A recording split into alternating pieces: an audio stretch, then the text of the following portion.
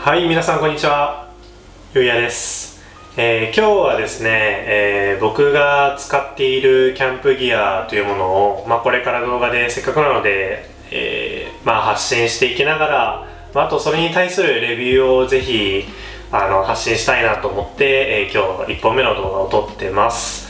で、普段は、僕は海外向けの動画を実は作っていて、日本の魅力をアウトドアを通して、海外に発信していきたいなと思っているので、よかったらそういった動画もチェックしてみてください。はい。で、今日まず1回目として、ご紹介するのがやっぱり一番重要になってくるテントですね。で、これを紹介していくんですけど、テントはですね、僕はもうめちゃくちゃ悩みました。はい。そしてその中でも僕が選んだのは、ムラコさんが出しているブラックビーク 4P という真っ黒いテントです。で、ちょうど今、ここにですね、よいしょ、持ってきてるんですが、これですね。これがそのテントになります。で、もうなんかロゴとかもかっこいいですよね。この M 一文字だけで黒白ですごいシンプル、っていう感じで、この見ますかね、下に書いてる、ここですね、ブラックビーク 4P という、テントになります。で、これを、約1年弱、使ってきて、僕が感じたメリットとあとデメリットを今日はご紹介できればと思います。で、村子さんのこのブラックビーク 4P って結構ですね、口コミとかあと詳細があんまりわからなかったりとか、一番近くのキャンプ用品店さんに置いてなかったりとかして、僕買う前になんかどんな見た目でどれぐらいのサイズでっていうのが全然イメージついてなかったんですね。で、僕自身も、いろんなネットの情報を検索したり、YouTube 動画もいっぱい見たりで、あと実際に僕村子、さんのお店に行って、で、そこで生で組み立てるところとかも全部見せてもらって最終的に決めました。はい。で、その中で僕が感じたまずメリットをですね、今回は3つ、ご紹介できればと思います。で、まず1つ目ですね、はもうこれ単純にかっこいいっていうところですね。はい。キャンプにかっこよさを求めるかどうかって人それぞれだと思うんですけど、僕やっぱりなんか自分が使っててやっぱりかっこいいなって思いながらキャンプしたいんで、ここは大事にしてるところですね。結構村子さんのテントってもうシンプルでなんですかね、アップルでいうところの iPhone みたいな感じで、もうなんかこう洗練されたデザインみたいな感じ、で無駄がない、っていうのが僕が感じているところです。なのですごく僕はデザインがもうとにかく気に入っていて、やっぱりなんかいろいろ未だにテントとかもう毎日調べていろいろ何がいいかな、次のテント買うとしたら何がいいかなと思ったりするんですけど、僕やっぱりこの村子さんのこのブラックビーク 4P のデザインは僕はめちゃくちゃ好きっていうところですね。で、これは2つ目のメリットなんですけども、このテントですね、持っている人ほとんど見ないですね。僕結構テントキャンプとか行ったりしてるんですが、いまだに、村子のブラックビーク 4P を使っている人、以前に村子自体を使っている人がめちゃくちゃ少ないです。なんで、その分情報もなかなかなくて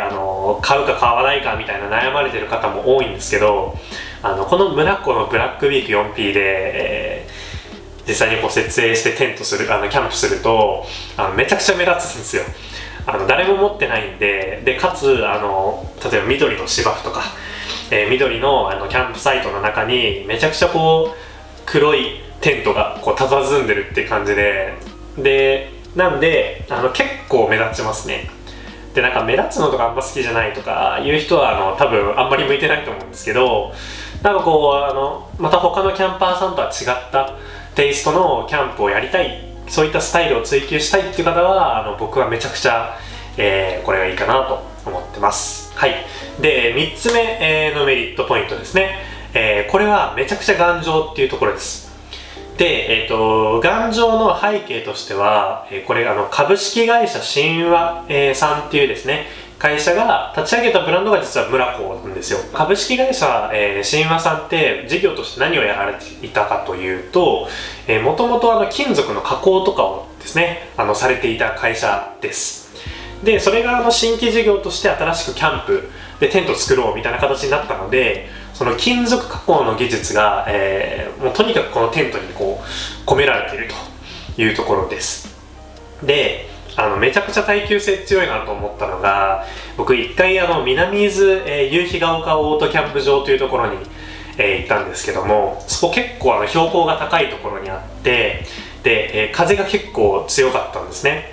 でその日は特に暴風、注意報みたいなものまで出ていて、テント吹き飛ばされるんじゃないかみたいな感じだったんですけど、結果ですねこのテント吹き飛ばされることなく、ポールだけちょっとだけ曲がっちゃったんですけど、それぐらいで行けまし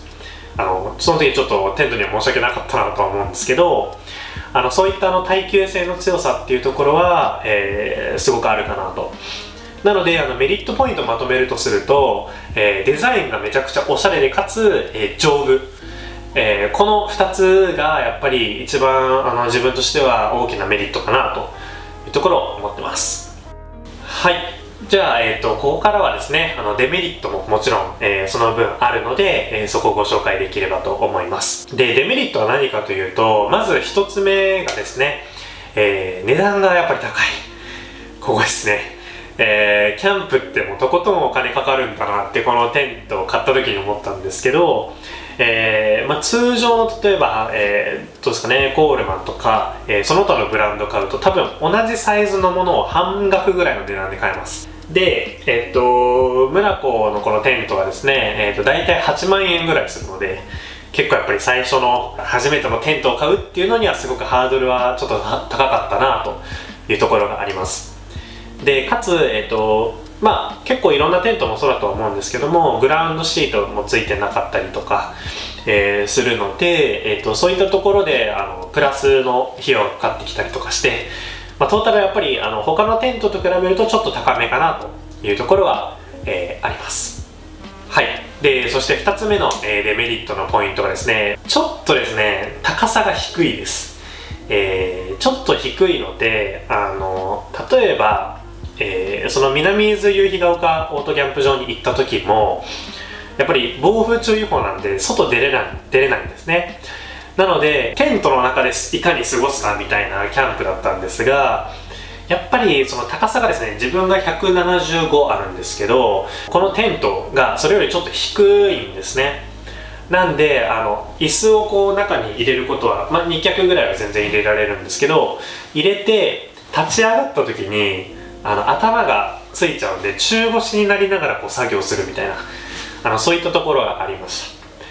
なんで、ちょっと高さが低いんで、その分ちょっと身長が高い方とか、キャンプしながら立って作業したりとか、もうちょっと広々とした空間を望む方にはこのテントはちょっと不向きかなと思ってます。で僕も次に欲しいなと思ってるのが村子さんが出してる 5PZIZ みたいなテントのブランドがあるんですけど、それは本当に、2ルームがある大きいテントで高さもめちゃくちゃあるので、そっちの方がいいかなっていうところはあるんですね。なので手軽にさっとテントも組み立てられて、ある程度もう、1人とか2人とかもうそれぐらいでしか行かなくて、ちょっと料理とかもしてすぐ寝れるぐらいの感じでいいよっていう方はこのテントがいいかなと思います。はい。そして、デメリット3つ目ですね。3つ目はですね、これこの時期になって僕初めて分かったことなんですけど、まだまだ初心者キャンパーなんで知らないことが多くてですね、テントにスカートっていう地面からテントのこの隙間みたいなものを防ぐスカートっていうものが、このテントにはついてないです。で、村子さんにもこれ問い合わせて、冬にできる対策方法とかないですかって聞いたところ、ほとんどのテントでこのスカートっていうものが村子さんの場合はついてないらしいです。で先ほどデメリット2でお伝えした、村子の、ZIZ5P のテントだと、そのスカートがついてるらしいんですよ。なのである程度の寒さ対策もできると。で一方で、この、ブラックビーク 4P だとスカートがついてないので、ちょっと隙間風が入ってきたりとかですね、そういったところがあります。でガスストーブをじゃあ入れれるかっていう話になると思うんですけど、ベンチレーター換気するですね、換気口みたいなやつは上についてるんですが、ちょっと穴がちっちゃいんですよね。で、なのでガスストーブを入れてもちょっと一酸化炭素中毒怖いんじゃないかみたいな感じです。なんで、ここ最近のテントはちょっと寒さを覚悟しながら行くみたいなキャンプになってます。なので、結構どちらかというと春夏秋ぐらいまでは行けるんですけども、今のこの時期とかの真冬とかだとなかなかちょっと、他のテントに比べると厳しいところあるかなという感じです。はい、という形で、ムラコのブラックビーク 4P を、ご紹介してきました。でちょっとですねコロナの自粛期間というところもあってなかなかキャンプに行けてなくてこの、お話ししながらこの別ウィンドウとかでテントの動画を出していると思うんですけど、ちょっとなかなか素材が足りない部分もあってこれってどうなのみたいなところとかこれってどれぐらいの感じですかとか、中身もうちょっと見せてくださいみたいなご要望があればそこはどんどんコメント欄にいただいて僕が随時お答えします。で、プラスでもっと実際にムラコのブラック 4P ブラックビッグ 4P 設営してみてどんな感じかとかあるいは設営する手順とかもですね、ご要望あればぜひぜひ撮っていきたいと思うのでそちらも、ぜひコメント欄で、教えていただけると嬉しいです。はい、それでは次の動画でお会いしましょう。さよなら。